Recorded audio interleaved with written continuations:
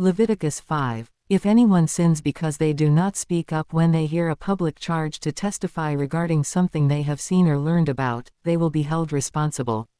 If anyone becomes aware that they are guilty, if they unwittingly touch anything ceremonially unclean, whether the carcass of an unclean animal, wild or domestic, or of any unclean creature that moves along the ground, and they are unaware that they have become unclean, but then they come to realize their guilt, or if they touch human uncleanness, anything that would make them unclean even though they are unaware of it, but then they learn of it and realize their guilt, or if anyone thoughtlessly takes an oath to do anything, whether good or evil, in any matter one might carelessly swear about even though they are unaware of it, but then they learn of it and realize their guilt. When anyone becomes aware that they are guilty in any of these matters, they must confess in what way they have sinned.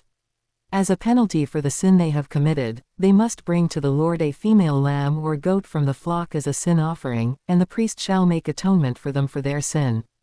Anyone who cannot afford a lamb is to bring 2 doves or 2 young pigeons to the Lord as a penalty for their sin, one for a sin offering and the other for a burnt offering.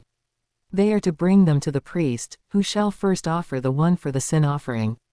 He is to wring its head from its neck, not dividing it completely, and is to splash some of the blood of the sin offering against the side of the altar. The rest of the blood must be drained out at the base of the altar. It is a sin offering. The priest shall then offer the other as a burnt offering in the prescribed way and make atonement for them for the sin they have committed, and they will be forgiven. If, however, they cannot afford 2 doves or 2 young pigeons, they are to bring as an offering for their sin 1/10 of an ephah of the finest flour for a sin offering. They must not put olive oil or incense on it, because it is a sin offering. They are to bring it to the priest, who shall take a handful of it as a memorial portion and burn it on the altar on top of the food offerings presented to the Lord. It is a sin offering. In this way the priest will make atonement for them for any of these sins they have committed, and they will be forgiven.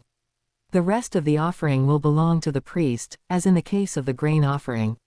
The guilt offering. The Lord said to Moses, "When anyone is unfaithful to the Lord by sinning unintentionally in regard to any of the Lord's holy things, they are to bring to the Lord as a penalty a ram from the flock, one without defect and of the proper value in silver, according to the sanctuary shekel. It is a guilt offering. They must make restitution for what they have failed to do in regard to the holy things, pay an additional penalty of 1/5 of its value and give it all to the priest. The priest will make atonement for them with the ram as a guilt offering, and they will be forgiven.